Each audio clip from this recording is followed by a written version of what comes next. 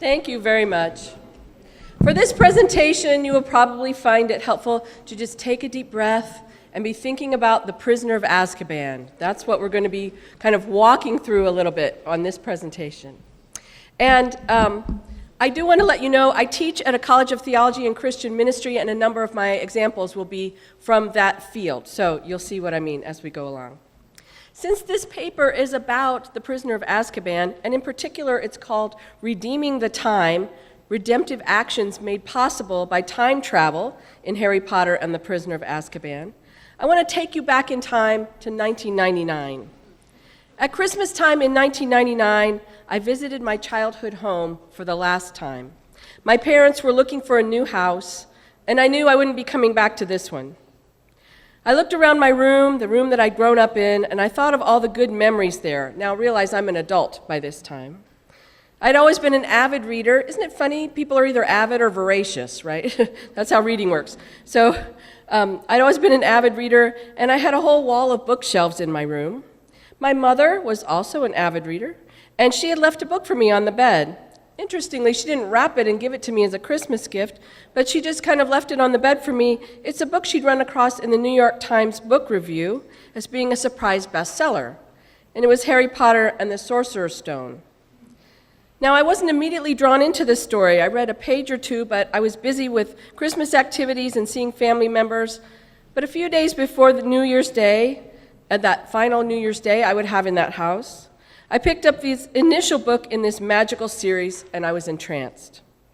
From my first reading of The Sorcerer's Stone 20 years ago, sitting on my childhood bed, I've been a big Harry Potter fan, and although I love the whole series, and again, I'm going to talk about books more than films, although the films are fine for me, but I love the whole series, but my favorite book is Harry Potter and the Prisoner of Azkaban. Now, when I began this series, I didn't know that there had already been a backlash by some Christians. Amanda Cockrell of Hollins University's graduate program in children's literature has done excellent work at summarizing and analyzing this phenomena among some of the American conservative Christians. Here's a typical remark that she has made about Christians in response to this. It's a quotation from one of the people. "I don't know if J.K. Rowling is deliberately trying to indoctrinate our children in witchcraft and Satanism, or whether she is simply a deluded tool herself. However, I urge parents to listen to the voice of God and say no to Harry Potter for their children's spiritual welfare."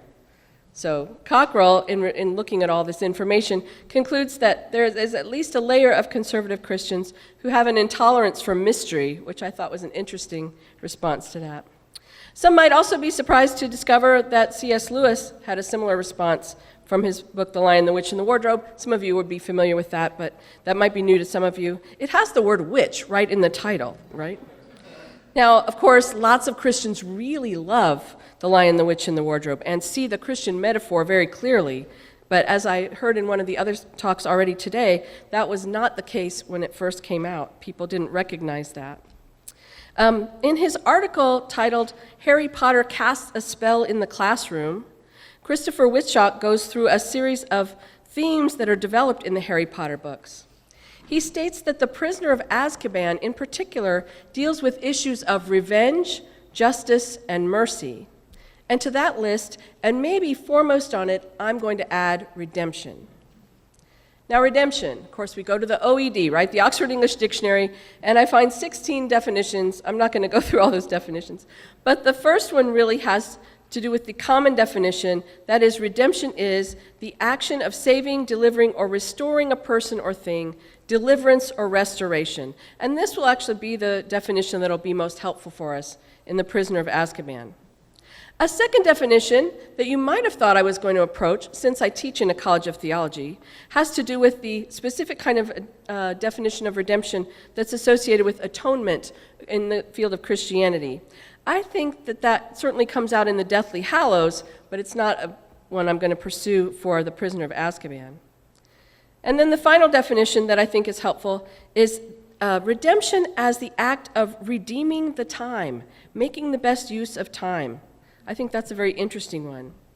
Reference to this are found throughout the Bible, as well as we see that Hermione and Harry are encouraged to redeem the time by going back in time, therefore having the opportunity to bring redemption to themselves, to Sirius Black in at least two ways, to Buckbeak, and even to their enemy, Peter Pettigrew.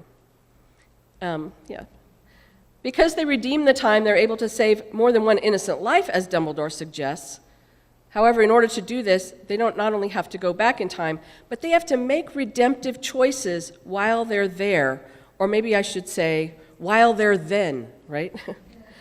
To understand who or what needs redemption and in what ways, let's consider some of the main points of the plot. Many of you are really familiar with this, but I'm going to review it a little bit. This third book in the series begins, as with the other stories, with Harry living with Aunt Petunia and Uncle Vernon, and it's there we're introduced to the prisoner of Azkaban, Sirius Black. Harry doesn't meet him in person at this point, but he sees him in the Muggle news, and he also sees him from afar when he's in his form as a dog as part of that. Harry finds out more about Sirius Black by reading the Wizarding News, and he discovers that Sirius is considered to be a devoted follower of that most evil of all wizards, Voldemort. Harry soon discovers that Sirius Black has escaped from Azkaban, and he's searching for Harry, possibly to kill him, or at least that's what he thinks is happening, right? The fact that Sirius Black has escaped from Azkaban is particularly frightening to everyone in the wizarding world because it was thought that Azkaban was completely secure. As Mr. Weasley says to Molly, they say that Sirius Black's mad, and maybe he is, but he was clever enough to escape from Azkaban, and that's supposed to be impossible. The reason it's supposed to be impossible is obviously because of the Dementors. Now, the Dementors are similar to a medieval personification of death. They're hooded and skeletal and appear to have decaying flesh. But that's not the only reason that they're feared. They're feared because they do two things that can destroy the essence of a human being. First, they can take all the happiness from their prisoners, every bit of it, so there's no hope of any kind. And secondly, and worse, they can suck out someone's soul, making the person a non-person, an empty shell. When Harry is anywhere near the Dementors, as you know, he is particularly affected by this. He passes out, which is both embarrassing and painful. And in order to deal with this, he learns how to defend himself by casting a Patronus charm. As we will see, this is essential to the flow of the plot, especially as it relates to time travel and redemption. Harry, Ron, and Hermione discover that Sirius Black, it turns out, is not a follower of Voldemort, nor is he out to kill Harry. He is a person who's been wrongly imprisoned, and he is about to have his soul sucked out by the Dementors of Azkaban. Sirius needs redemption, but there's not enough time. The three young wizards have done everything they know to save Sirius. There's no hope, no time to fix the problem, no possibility of redemption. And then Albus Dumbledore comes on the scene. Everybody should go, it's Albus Dumbledore. The headmaster of Hogwarts, Albus Dumbledore, who is in many ways is like a god figure, tells Hermione, what we need is more time. I did wear my time turner today. It's broken. I never get any more time. Harry listens to this cryptic comment and is more puzzled than ever, but Hermione knows that she must use her ability to time travel to save Sirius Black. So at this point, we've got at least one redemption that she's trying to work on. We know that something's been going on, mysterious has been going on with Hermione, because we have been watching Ron respond as we've gone through the book. And therefore, we see and wonder, how is she getting to all her classes? Ron notices that some of the classes she claims to attend are happening at the same time.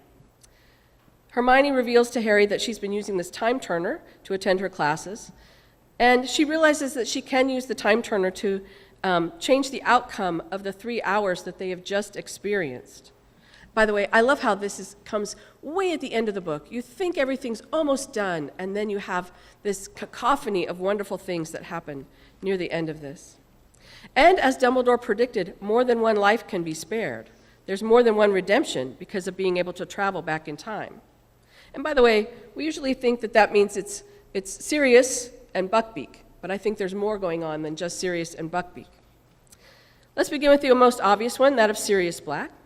Almost the entire Wizarding world, thinks he's a follower of Voldemort, and it turns out that he's not. He doesn't deserve to have his soul sucked away, and he is rescued from the Dementors not only once but twice. He is rescued because he's rescued down by the lake when they're rescued or by when Harry comes and rescues him, and then he gets rescued from the tower when Buckbeak gets to go and take him away. So he gets to be rescued twice because of Harry and Hermione going back in time. So I think that's kind of interesting. So already we've had more than one life being spared, you might say, or at least Sirius being spared twice.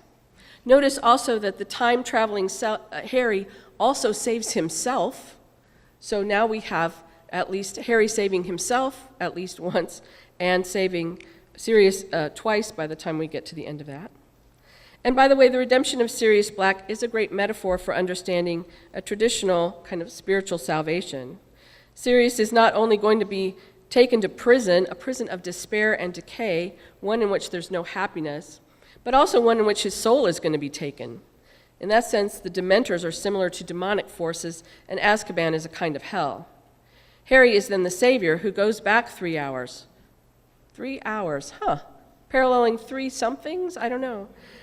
Perhaps I'm reading too much into it. Although there are other places at the end of the Sorcerer's Stone, I think he's knocked out for 3 days. Anyway, he appears as a glorified person when he does reappear in the light of his Patronus. Right? That's how he's kind of seen there.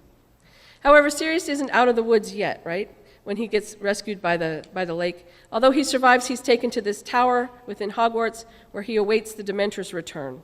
He will be rescued, but let's go and look at another rescue that also takes place along the way. One of the other plots in this book is the fate of Hagrid's hippogriff Buckbeak. Buckbeak is part horse, part enormous bird. He has the ability to fly. Buckbeak has been charged with severely injuring a student. Of course, we know that was all unfair. And we, the readers, and Harry, Ron, and Hermione in this story, we think that Buckbeak has been killed by the Ministry of Magic's executioner. When Harry and Hermione travel back in time, their first act of redemption is to rescue Buckbeak. We discovered that actually Buckbeak was not killed, as thought, but was taken into the forest by the time-traveling Harry and Hermione. They keep Buckbeak tethered, which is fortunate because they realize that then they want him to be able to go and rescue Sirius. And Buckbeak is able to do that then, and so both of them can be saved. So because Harry travels back in time, he's also saving Buckbeak, he's saving Sirius twice, he's at least saving himself once, but there's another way in which I think Harry also saves himself. So he and Sirius are lying by the lakeside, and one of the things that happens is the time-traveling Harry saves them by using the Patronus charm, right? So that's one way in which he saves himself. He drives out the Dementors as part of it. But another way in which he saves himself is through the realization that it's not his father who sent the Patronus to save him. So it's not I'm not saying this is a separate redemption, but it's another layer on that same event because he realizes that the person who looked so much like him, that he assumed was his father, was actually himself. And so he is able to actually redeem himself as part of that. As mentioned, the Dementors take all the happiness from the world, and we find that out, that even Muggles are impacted by that. And Harry, who's particularly affected by the Dementors, is surprised that he's able to save himself from this. But he's able to do that because his past self remembers seeing his time-traveling self. That is, as Harry says to a perplexed Hermione, I knew I could do it this time because I'd already done it. Therefore, Harry brings his own redemption physically by forcing the Dementors away. That is, he brings his own redemption by his confidence in himself. He saves himself from the hopelessness that the Dementors bring. In an interview with J.K. Rowling, she admits that the Dementors came to her because of her own struggle with depression. Victor Kruger-Kitchak, who looked at this whole series of Harry Potter books through the lens of the Christian faith, even points out that, quote, even those who have never been diagnosed with depression know that there are times when it feels like the Dementors are bearing down on them and that all happiness has been drained from the world, end quote. And he points out that expecto patronum, the spell that is said when one wants to use the Patronus charm, can be translated, I expect an advocate, or perhaps I expect a father, which is what Harry kind of saw, right? Interesting. Even if you don't see this through a Christian lens, Harry's Patronus is the same as Harry's father's animagus, a stag. That is to say, Harry says a spell something like, "I expect a father," and he produces a representation of his father, which comes and rescues him. Another important character in this story is Ron's rat Scabbers. Of course, it turns out Scabbers is not just a rat. He's the real villain in this story, especially because Voldemort doesn't really show up in person in this story. So he's the one who is the loyal follower of Voldemort. He's the one who has betrayed Harry's parents. And he's a wizard who can transform himself into a rat and has just been hanging out with Ron, right? We know that kind of storyline. The time-traveling Harry and Hermione have at least one opportunity to attack or capture Peter Pettigrew, but they don't do it. And there are reasons for that, various reasons, but in order to capture Peter in particular, they would have had to reveal themselves to their non-time-traveling self. Now, maybe Hermione would have understood what was going on because she'd been using the time turner, but all the other people in the room, that would have included Hagrid was there, and Harry would have thought some kind of dark magic was happening, and they didn't want to do that as part of it. The non-time traveling Harry, however, is the one who allows Peter the possibility of at least a temporary redemption. Harry doesn't want his friends to be killers, so he stops Sirius from killing Peter. Harry and Sirius plan to bring Peter to justice by turning him over to the Dementors. Maybe that would be even worse, right? This plan obviously is foiled by the full moon, and Peter is able to escape. The time-traveling Harry knows that Peter has escaped, but he still doesn't attack or capture Peter when he has the chance. Little did Harry and Hermione know that this act of redemption and mercy, shown toward the person who was responsible for betraying Harry's parents, would result in their own redemption in the last book. In Harry Potter and the Deathly Hallows, obviously Peter, having been shown mercy by Harry, hesitates when he's supposed to kill Peter, which results in his death by his own hand, literally, right? Interesting. Dumbledore alludes to this when he praises Harry for not killing Peter, which I think is interesting. Now let's ponder one quick question before we're finished here. What kind of time travel is this? There are some books and films that portray time travel much like the 2002 film version of the H.G. Wells book, The Time Machine. Time isn't fixed, it can be changed, and people can go back in time and change the future. So in that film, for example, the time traveler goes back and tries to save his fiancée, who had died young. This is not the kind of time travel presented in Harry Potter. I want to acknowledge one of my students, whose name was Matt Leon, for pointing this out. Harry and Hermione don't go back and change what happened.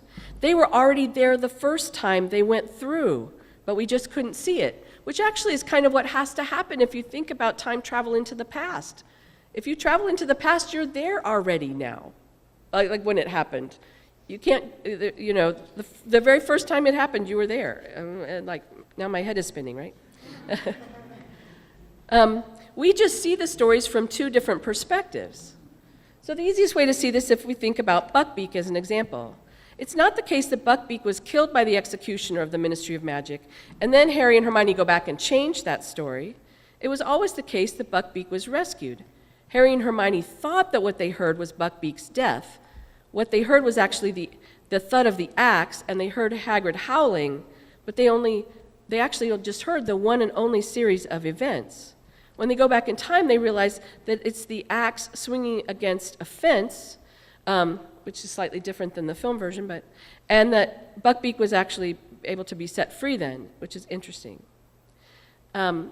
Traveling into the future might be a different process. You can skip ahead in time, but traveling into the past means you were already there the first and only time it happened. And this is one of those things where I want to go, now my mind is blown and I think I have a headache and I need to go lie down and try to figure out how this works. The same really happens with Sirius Black as well, that he was not injured by the Dementors or killed by the Dementors, but that the whole time he was rescued by Harry and Hermione. Great fairy tales and fantasy stories not only draw us in, but encourage us or force us to be better people. The best stories teach us how to live in ways that make the world wonderful.